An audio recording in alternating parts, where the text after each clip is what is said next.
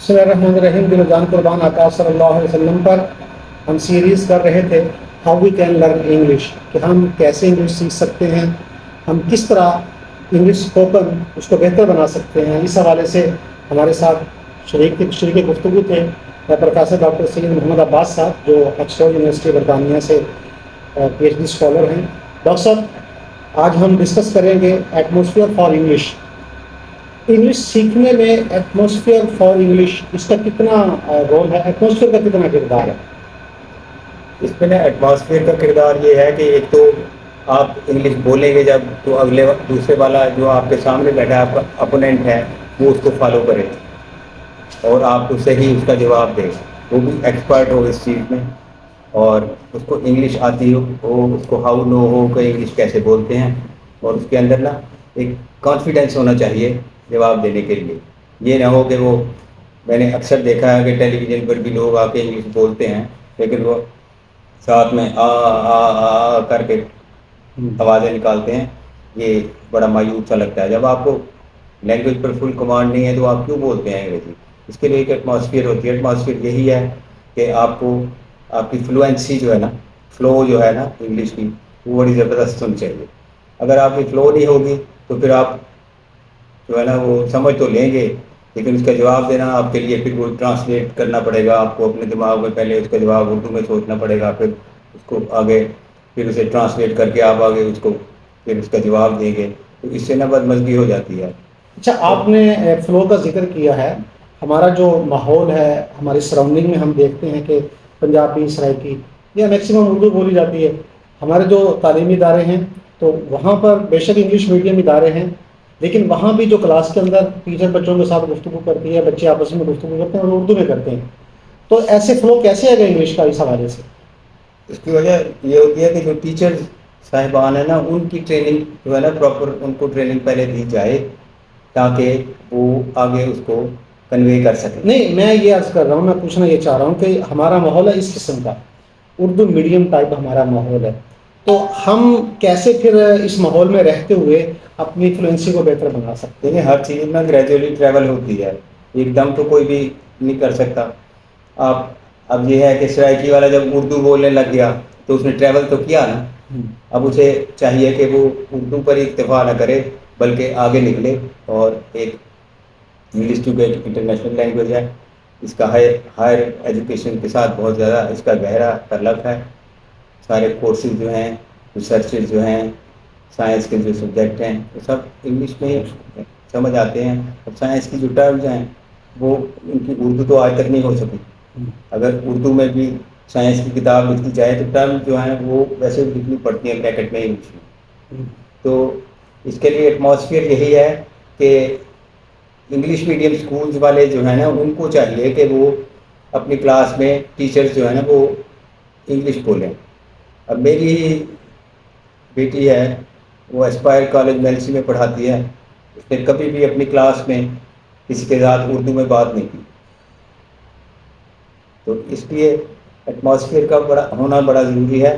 جب آپ کو ایک چیز آتی ہے تو آپ اسے ڈیلیور کرو تاکہ جو سامنے بیٹھا ہے اسے پتہ تو چلے کہ اس بندے کے پلے کچھ ہے.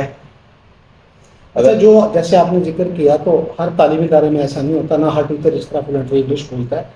تو جو ہمارا ماحول ہے، جو ہماری سراؤنڈنگ ہے، اس میں آپ کیا سجیسٹ کریں گے کہ کس طرح وہ فلوئنسی لا سکتے ہیں انگلش میں؟ آیا کوئی دو دوست آپس میں، ایک جو میں نے تھوڑا سا دیکھا کہ اگر دو دوست آپس میں ایک کمپنی بنا لیں، اپنی آپس میں مل جائیں، بورڈنگ کریں اور ڈیلی وہ ایک ٹائم طے کر لیں کہ ہم نے روزانہ 1 گھنٹہ آپس میں گفتگو کرنی ہے اور انگلش میں کرنی ہے، تو میں سمجھتا ہوں کہ اگر وہ ڈیلی 1 گھنٹہ انگلش میں بولیں گے، بے شک وہ غلط بولیں لیکن آہستہ آہستہ ان میں امپرومنٹ آتی جائے گی اور فلوئنسی بھی آ جائے گی. کیونکہ جب وہ دو دوست آپس میں بولیں گے نا تو اس میں وہ شرم و حجاب والی بات بھی نہیں ہوگی. ہم کسی نئے بندے کے ساتھ جب بات کرتے ہیں انگلش میں، اگر ہم بولنے کی کوشش کریں گے تو ڈیفینیٹ ہم غلطیاں بھی کریں گے، تو بندے کو خود پھر شرم آتے ہیں کہ یار میں غلط انگلش بول رہا ہوں، اس پہ کیا امپریشر جائے گا. لیکن اگر دو دوست آپس میں کریں گے تو میرا خیال ہے وہ شرم حجاب والا ایلیمنٹ بھی نہیں ہوتا اور وہ فلوئنسی بھی جلدی آ جاتی ہے. یہ ہوتا ہے کہ کلاسز میں نا گروپ بنا دیے جاتے ہیں، وہ آپس میں بیٹھ کے نا گروپ ڈسکشن کریں. گروپ ڈسکشن سے ان کا نالج بڑھتا ہے اور اس میں ہنسی مذاق بھی ہوتا ہے. اگر وہ غلط بول رہے ہیں تو دوسرے ہنس پڑتے ہیں، اس میں چلتا ہے. لیکن ایٹماسفیئر تو بن جاتا ہے نا. ایٹماسفیئر جب تک نہیں بنے گا، کسی کو انگلش کی فلوئنسی نہیں ہوگی اس کی. یہ تو تعلیمی ادارے میں ہو گیا. سوسائٹی میں سوسائٹی میں بھی ایسے ہی ہے. سوسائٹی میں وہی تعلیمی ادارے والے لوگ ہی رہتے ہیں نا سوسائٹی میں.